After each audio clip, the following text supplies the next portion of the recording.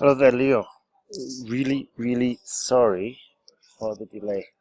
I think what's happened is just over the holidays, I haven't been checking my inbox as much, so things have just been mounting up. So really sorry about that. It's my fault. Also, really sorry that you've taken the exam so many times. It's crazy. If you're at 6.5, hopefully we can get you to a 7. I'll be able to give you a better idea of the probability of doing that after looking at your work. But first, look at that. 325, the limit's 250. The examiners stop at 275. So in this case, you probably wouldn't get your conclusion corrected. So let's see your conclusion considered in your evaluation of your score. So let's go. Communication has been an essential part of human beings to convey messages. Okay. Acquiring new words is essential for a clearer, more precise understanding. Certain individuals believe that in order to learn words, reading is significant, while others think that active skills such as writing and speaking are determined to be more effective.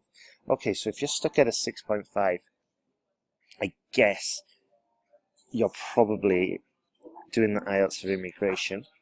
And also, well, yeah, I'm pretty certain just by reading that first introduction I could get you to a 7. Okay, it'll take some work, but I'm pretty certain. Let's go. Firstly, reading has been considered to be a passive way of learning new information which can be used in everyday life. Look how many times we've got the verb to be, and I'm certain we can rephrase this to make it more succinct.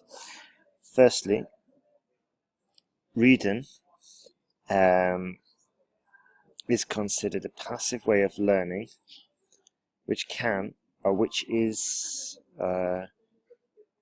so firstly, reading is a passive way of learning used in everyday life. Okay? Much simpler, much more direct, much more concise. Others argue that unfamiliar words encountered from reading have, plural, words, have more retention, are more easily retained compared to speaking or writing. They can't have more retention than the actual words, okay? Reading material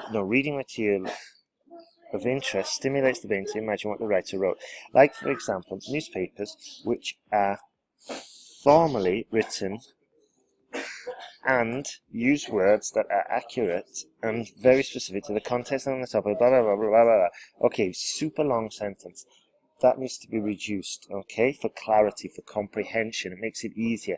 Plus, you reduce the possibility of making a grammatical mistake, okay? Therefore, reading is essential for lexical resource and improvement. Not bad, okay? But here, take, for example, not like, because take sounds a little bit more academic, okay? So this is good. Cohesion needs to be improved vastly, because it seems we've got a few different arguments bouncing around the same paragraph. Also, sentence structure and sentence length needs to be worked on, Leo, alright? Let's carry on. However, there are also opinions saying that words can truly be learned if they are put into practice by speaking and writing. Excellent. Very good. They say, who's they? Educational experts, and we could put some points for using topic-specific vocabulary, say that speaking is the initial skill which children learn. Second incident of incorrect conjugation. So that needs to be checked. By imitation, children are able to memorize the words uttered by their parents. Good. Wonderful. You see, this sentence is what you want to be aiming for. Yeah? And look, if we want to really work on making it concise, by imitation, children can memorize words uttered by their parents. Okay? It's short, it's direct, no dancing around, it's clarity. Yeah? Moreover, writing is a more advanced skill. So what do we need here? It would be much better if we have an example, some real detail there to back up your argument.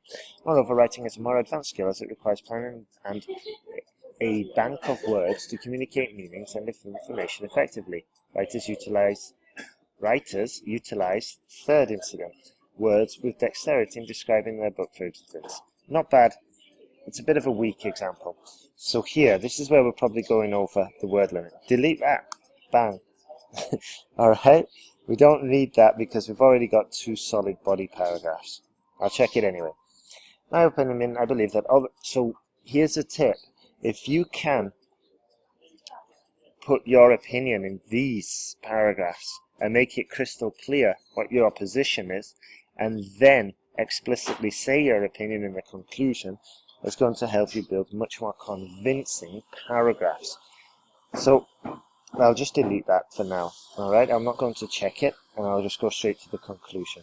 In conclusion, vocabulary building is essential for effective communication. We don't need the and. Learning words can definitely be taken not in a single aspect, but by overlapping these skills and doing this simultaneously. I guess overlapping would mean simultaneously, so that's a case of redundancy. However, there are steps to be taken, which begins from reading, speaking, then writing. Okay, so this seems like a new argument which we haven't mentioned previously, because we're talking about the order, and generally speaking, we don't want to be starting new arguments for the conclusion. Okay, so let's pull that together in a slightly different way. Alright, probably delete that and just make your conclusion more concise.